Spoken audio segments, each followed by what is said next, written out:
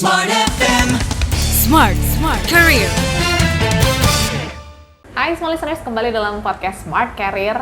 Pernah nggak sih kebayang kalau Anda melakukan hobi tapi dibayar dan menjadi karir?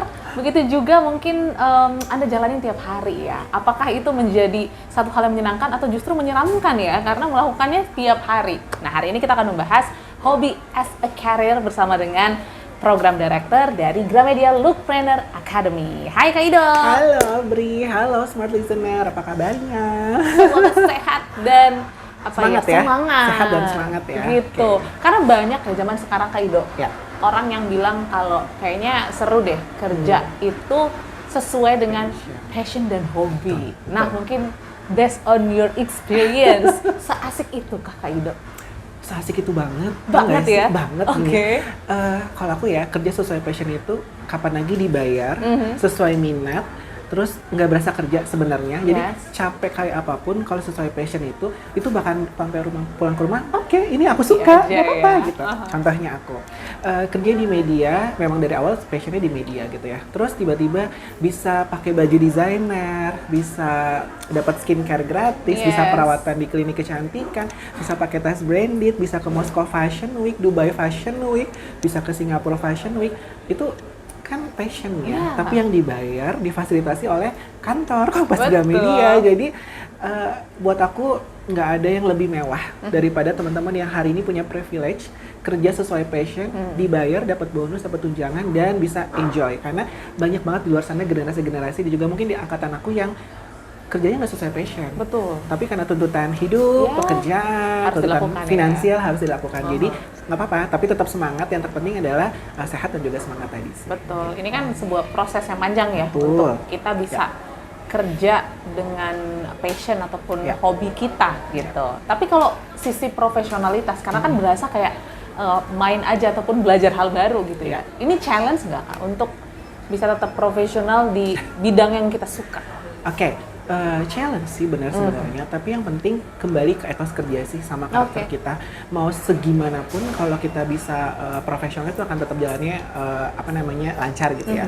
Tapi yang terpenting juga teman-teman harus ingat bahwa kadang-kadang profesionalisme itu di challenge itu bukan di awal karir. Biasanya itu di setelah 5 tahun. Jadi gini, apalagi kalau kita sudah berada di titik yang kayaknya oke nih secara karir, secara finansial, secara pengalaman, itu di challenge tuh. Apa challenge-nya? Kejenuhan nomor satu, godaan yang kedua ya kan, tiba-tiba di luar ada tawaran lain kayak misalkan Aubrey jadi presenter, jadi apa, terus mau coba nggak sih kamu jadi produser ini di agensi mana misalkan kayak gitu. Biasanya akan datang challenge itu setelah kita merasa sudah secure, sudah happy di zona nyaman, datang tuh godaan-godaan yang mau di sini aja, mau terus loyalitas atau mau geser atau apa gitu sih. Oke. Tadi aku tertarik sih bahas tentang kejenuhan gitu ya. Pasti kalau kita ngomongin pekerjaan mungkin untuk memenuhi kebutuhan ada banget jenuhnya gitu. Tapi kalau ngomongin tentang hobi, pernah nggak Kak Ido mengalami benar-benar titik kejenuhan yang jadinya bingung ya, ini mau lanjutkah atau switch ke tempat yang lain? Oke.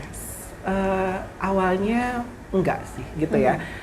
Dari kecil memang cita-citanya banyak kan, kayak aku sempat cerita jadi fashion designer, penyanyi, presenter, pemimpin redaksi media perempuan, pemimpin redaksi media lifestyle. Alhamdulillah semuanya sudah tercapai gitu ya. Terus tiba-tiba ada nggak Kak? Ada.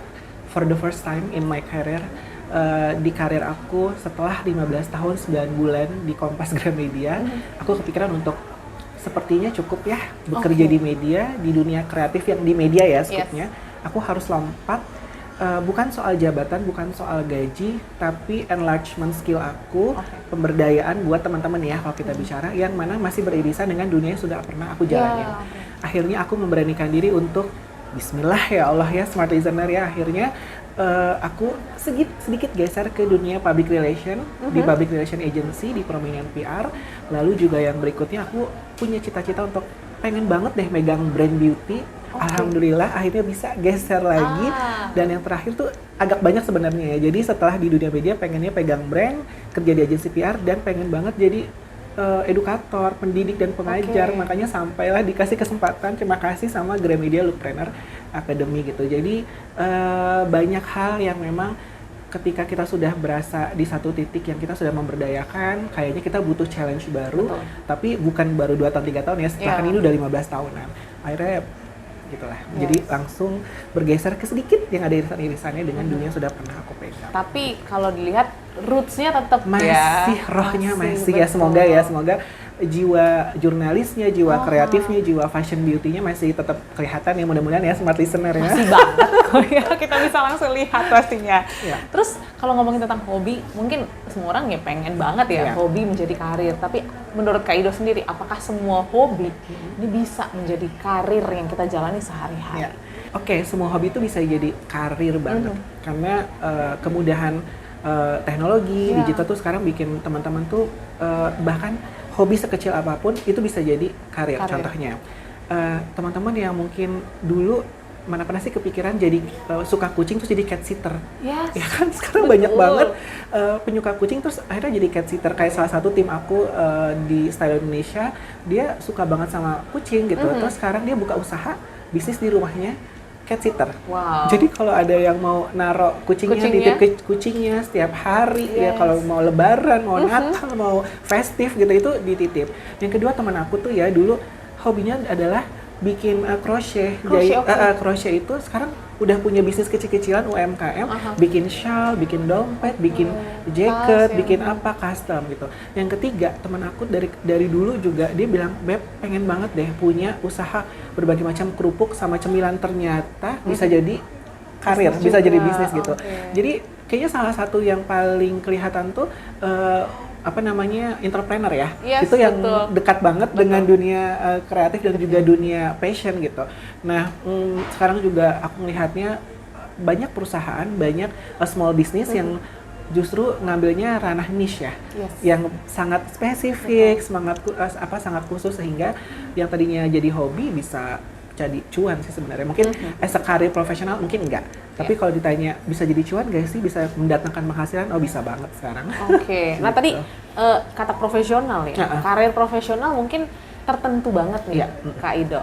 Terus gimana sih kita bisa menilai hobi kita ini bisa menjadi karir profesional yang kita jalani, mungkin kayak Kak Ido gitu ya, dari cinta dengan fashion sekarang kemana-mana, public relation semua deh. Oke. Nah itu kalau di aku ya, soal karir profesional itu juga sangat bisa dibentuk, sangat bisa dituju, sangat bisa dilakukan. Nah, buat teman-teman yang sekarang tipsnya adalah kalau di aku ya, teman-teman harus mungkin nambah beberapa, karena contohnya gini, aku fashion stylist, terus aku juga beauty editor, aku belajar menulis di pekerjaan, belajar mengelola tim, belajar sketch design, belajar segala macam. Nah, hari ini sudah ada banyak banget sertifikasi yang bikin teman-teman jadi nambah level profesionalitasnya, value-nya nambah.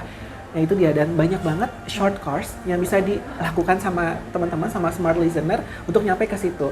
Sekarang nih contohnya, aku pengen banget menambah skill profesional sama value-nya. Aku ikutan kelas personal analysis, personal color analysis. Itu kan bisa dilakukan 2 sampai dengan 3 bulan. Nggak perlu waktu lama, nggak perlu kuliah 4 tahun seperti teman-teman yang ada di kampus, tapi setelah lulus mereka akan dapat title certified. Yang kedua, kalau teman-teman mungkin tertarik banget dengan finansial, dengan apa gitu ya, itu juga bisa jadi nambah sertifikat yang bisa dilakukan mungkin 3 bulan, 6 bulan ikut itu. Jadi yang pasti karir profesional itu diikuti, yang menurut aku ya, tambahan tadi tuh ya, beberapa sertifikasi jam terbang gitu ya, sehingga teman-teman akan kelihatan nggak cuma passionate doang, tapi profesional di situ dan konsisten di situ. Terus aja. Nah, itu akan ngebawa personal brandingnya teman-teman as a karir gitu.